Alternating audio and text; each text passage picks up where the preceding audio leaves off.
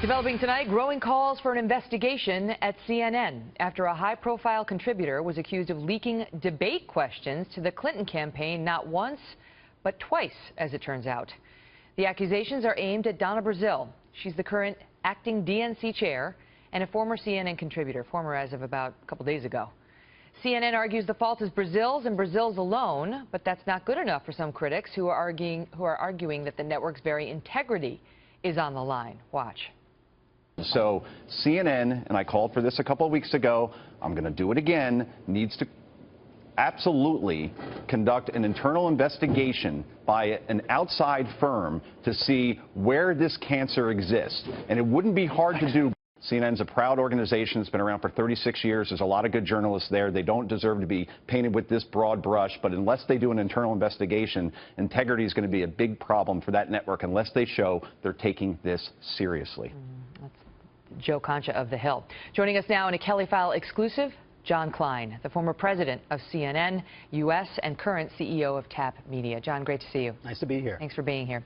So what about that? Because CNN has not said in any way that it's conducting an investigation. In fact, what they seem to be intimating is we don't need to.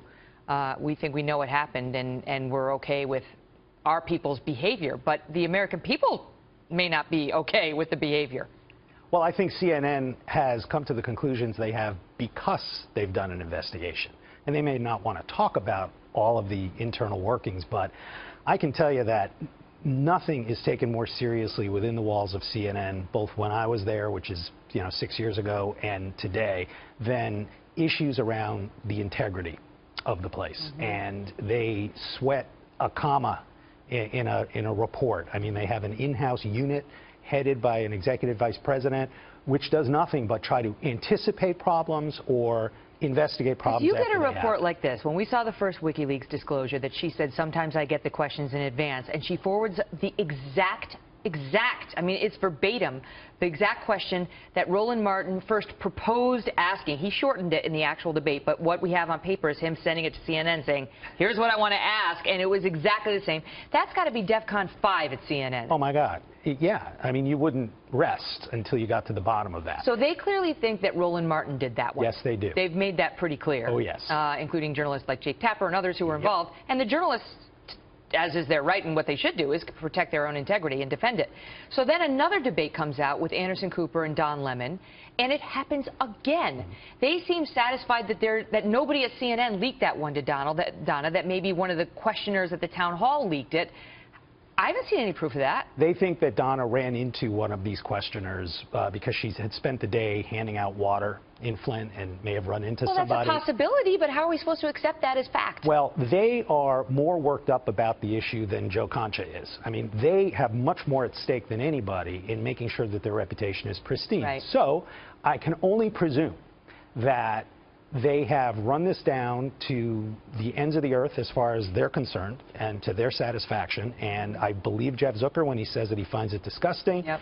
I don't think it's surprising when you've got a partisan surrogate in your midst as a paid contributor. Yeah, but you're assuming she's an ethical person. You are. That's cheating but what she at did. the end of the day, I hope this can be the death knell for these surrogates that all the news networks employ, because it's predictable. As a viewer now, I've just been a viewer for 6 years. It's boring. We know what the Punch and Judy puppets are going to say every time. Yes, but maybe you there can be a know, fresh start. And I know this is the case of CNN too, because I'm friends with a lot of those guys.